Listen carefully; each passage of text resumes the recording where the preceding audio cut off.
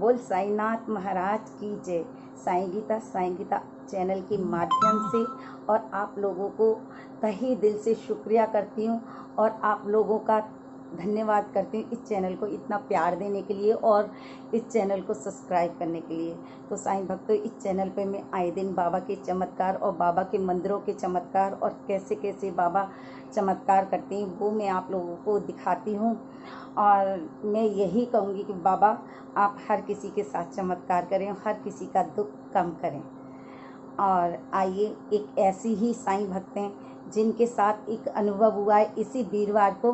तो उनका नाम है पल्लवी सिंह और बाबा ने इसी वीरवार को उनके साथ ऐसा चमत्कार किया कि आप भी सुनेंगे तो कहेंगे बाबा ऐसे ऐसे चमत्कार करते हैं। तो आइए, पल्लवी सिंह सुबह उठती हैं और बाबा की पूजा करती हैं, बाबा का सिमरन करती हैं और हर वीरवार को वो बाबा का भोग लगाती हैं, भोजन कराती हैं और दिन बाबा का वैसे भोग लगाती हैं वो, लेकिन वीरवार को वो खाने का भोग लगाती हैं बाबा से। तो बाबा से अरदास करती हैं, हे मेरे साईं, हे मेरे देवा, जैसे भी हो आप, जहाँ भी हो, इस खाना जो मैंने आपको भोग लगाया उसको आप अर्पण करें, उसको आप खाएं। तो अब पल्लवी देखती है कि बाबा ने तो खाना खाया ही नहीं है। फिर उसके आंखों में आंसू आते हैं, कहते हैं बाबा आप सब भक्तों के साथ चमत्कार करते हो, कहीं जल की धाराएं बह रही हैं, कहीं भभूतियाँ गिर रही हैं, कहीं कुछ करते हो, लेकिन क्या आप मेरे साथ चमत्कार नहीं कर सकते? आज आपको मेरे घर आके खाना खाना पड़ेगा, चाहे किसी भी रूप में आप आओ, लेकिन आपको मेरे यहाँ आके खाना खाना पड़ेगा।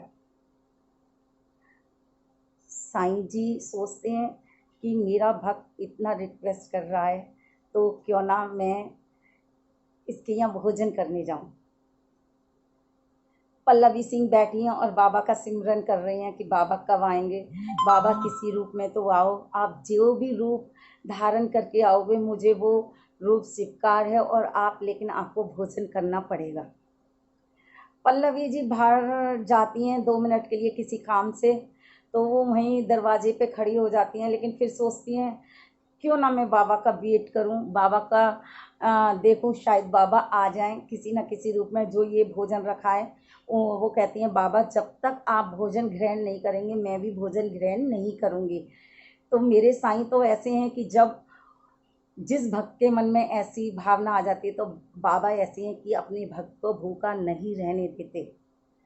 उन्होंने, बाबा ने क्या चमत्कार किया, जब पल्लवी जी खड़ी होती हैं तो क्या देखती हैं कि एक बहुत बड़ी गाय वाइट कलर की और आती चली जा रही हैं, बड़ी बड़ी आंखें हैं, ऐसा लग रहा था कि जैसे उनको मैं देखती रहूं देखती रहूं।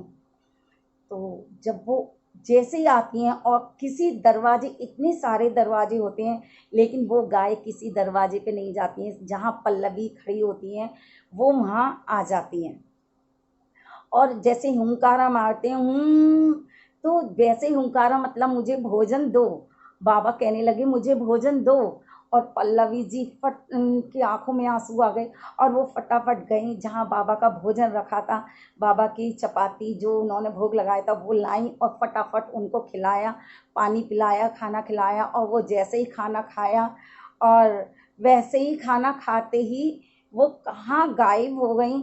वो इतनी देर में थाली रखने गई कि चलो मैं थाली रख के आती हूँ और फिर इनके पैर चरण वगैरह छूती हूँ। वो थाली जैसी रख के आती हैं, लेकिन वो गाय माता कहाँ गायब हो जाती हैं कुछ नहीं पता और वो देखती रह जाती हैं। लेकिन उनको पता था पल्लवी को कि ये मेरे साईं थे जो गाय के रूप में आए और मेरे यहाँ आके भोजन किया।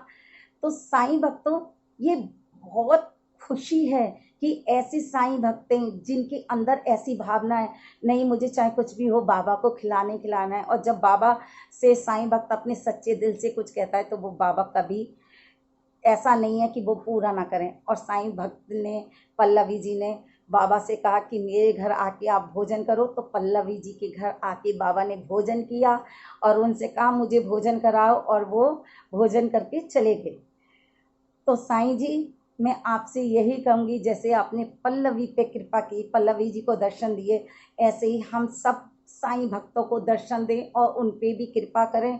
तो पल्लवी जी, मैं आपका तहे दिल से धन्यवाद करती हूँ और आपका हार्दिक दिल से, तहे दिल से आपको प्रणाम करती हूँ कि बाबा ने आपको दर्शन दिए।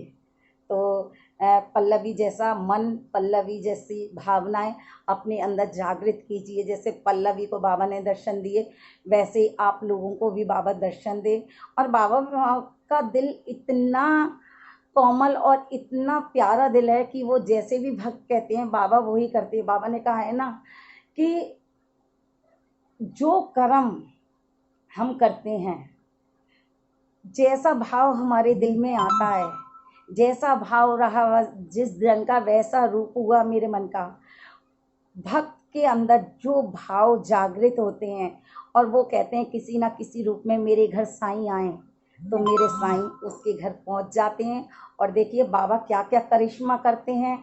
और मेरे साईं जी हैं, भोले साईं बैठे हैं, जो सब पर कृपा करते हैं, सब पर। और मैं आप लोगों से बस यही कहूँगी, जो इस महामारी का टाइम चल रहा है, तो प्लीज़ हम सब मिलकर बाबा का साईं कष्ट निवारण का जाप करते हैं और श्री साईं सच्चित का पाठ करते हैं, 11 वचन करते हैं बाबा के, साईं बावनी पढ़ते हैं, बहुत सारी बाबा के शास्त्र हैं जो हम लोग पढ़ते हैं।